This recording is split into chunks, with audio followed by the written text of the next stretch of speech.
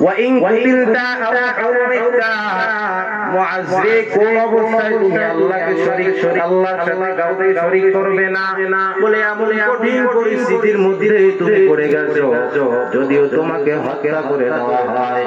দুই নম্বরে রাসূল বলে যদিও তোমাকে আগুনের মধ্যে জ্বালায়া দেওয়া হয় তারপর তুমি মুআজ রব্বে কারীমের সাথে অন্য কাউকে শরীক করবে না। আল্লাহর সাথে শিরক করা যাবে শিরক করা যাবে শিরকের গুনাহ আমার আল্লাহ maaf করবে নাকি? এবার আসেন শিরক সম্পর্কে পরিচয় নেই। এলাকার মুসলমান বুইসাগাটি মুসলমান একটু দিলের কান লাগায় শ্রবণের চেষ্টা করবেন। শিরক হলো প্রথমত দুই প্রকার, একটাকে বলে শিরকে আকবার, দ্বিতীয় নম্বরটাকে বলে শিরকে আসগার। বলেন একটাকে কি বলে? শিরকে আকবার, দ্বিতীয়টাকে বলে শিরকে আসগার। শিরকে আকবার মানে বড় শিরক, শিরকে আসগার মানে হলো ছোট শিরক। বড় শিরক কাকে বলে, ছোট শিরক কাকে বলে? মায়ার নবী জানায় দেয় বড় শিরক হলো আশ-শিরকুল আকবার ওয়া সরফু শাইইন মিন আনওয়াইল ইবাদাতি লিগাইরিল্লাহি তাআলা। বড় শিরক বলা হয় যে ইবাদত আমার আল্লাহ পাওয়ার উপযোগী, এই ইবাদত আল্লাহ বাদে অন্য কারো জন্য করা, একে বলা হয় বড় শিরক। সংক্ষেপ কথায় যদি বুঝাইতে চাই সিজদা পাওয়ার উপযুক্ত কে? আরো জোরে বলে মুসলমান মুহাব্বতের সাথে জানেন আল্লাহ। সিজদা পাওয়ার উপযুক্ত হলো একমাত্র আমার আল্লাহ। আল্লাহ বাদে দুনিয়ার জমিনে আর কেউ সিজদা পাওয়ার উপযুক্ত না। যদি প্রশ্ন করেন হুজুর আব্বা আমাকে সিজদা করা যাবে কিনা, আমি বলবো না আব্বা আমাকে সিজদা করা যাবে না। আপনি যদি প্রশ্ন করেন হুজুর পীরকে সিজদা করা যাবে কিনা, আমি বলবো না পীরকে সিজদা করা যাবে না।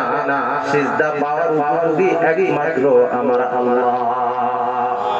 কপাল বড় খারাপ, বাংলাদেশের মুসলমান বিভিন্ন দরগায় গিয়ে, দুর্গায় গিয়ে, মাজারে গিয়ে বিভিন্ন বাবার কদমে সিজদা করে আছে না নাই? বাবার দরবারে গিয়ে দোয়া করছে, ভালো কথা। আল্লাহর ওলিদের কবর জিয়ারত করা সুন্নাত, কেউ বলছে মুস্তাহাব। তাদের কবরের কাছে গিয়ে আল্লাহর কাছে দোয়া করেন, ভালো কথা। এক বান্দা কবরের কাছে দাঁড়ায় দোয়া করতেছে, আল্লাহ রে আপনার এই ওলির ওসিলায় আপনি আমাকে ক্ষমা করে দেন, আপনার ওলির কবরটাকে জান্নাতের বাগান বানায় দেন। শত ভালো দোয়া করলো, শেষমেশ বান্দা যখন হাতটাকে মুখে মুছবে তখন দোয়া করতেছে, বাবারে একটা সন্তানের ব্যবস্থা করে দিয়ে করে নাউরিল্লাহ।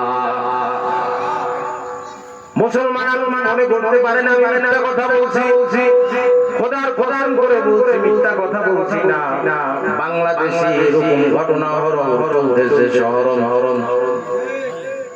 সন্তান দেওয়ার মালিক কে? আরো জোরে বলেন সন্তান দেওয়ার মালিক। সন্তান চাইতে হবে কার কাছে? সূরা সাফফাতের 101 নম্বর আয়াতের মধ্যে রব্বে কারীম জানায় দেয় হযরত ইব্রাহিম আলাইহিস সালাতু ওয়াস সালাম রব্বে কারীমের কাছে সন্তান চেয়েছিলেন। বলে কেমন সন্তান চেয়েছিলেন, কেমন ভাবে সন্তান চাইতে হবে আমার আল্লাহ শিখায় দে।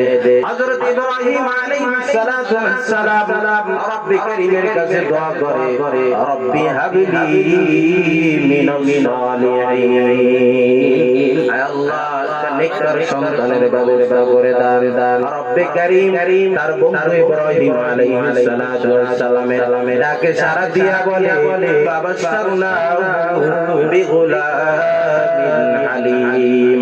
বন্ধু ইব্রাহিম আমি তোমাকে দুনিয়ার জমিনের মধ্যে একটা শ্রেষ্ঠ সন্তান দান করলাম। সুবহানাল্লাহ। হযরত ইব্রাহিম আলাইহিস সালাতু ওয়াস সালামের সন্তানের নাম কি? আরো জোরে বলেন।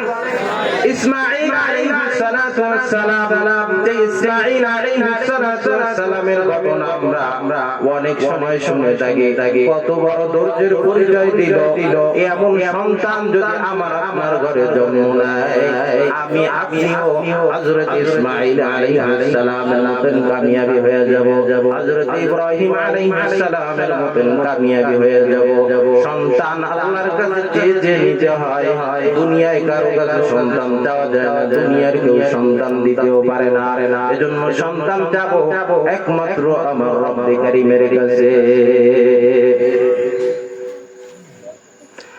পাঁচ ওয়াক্ত নামাজের পরে দোয়া করবেন রব্বানা মিন আজওয়াজিনা ওয়া যুররিয়াতিনা কুররাতা আ'য়ুনিন ওয়াজআলনা লিল মুত্তাকিনা ইমামা এই দোয়াটা পাঁচ বেলার নামাজের পরে করবেন রাসূল করিম সাল্লাল্লাহু আলাইহি ওয়াসাল্লাম খুবই গুরুত্বের সাথে বলছে রবের কাছে এই দোয়া করুন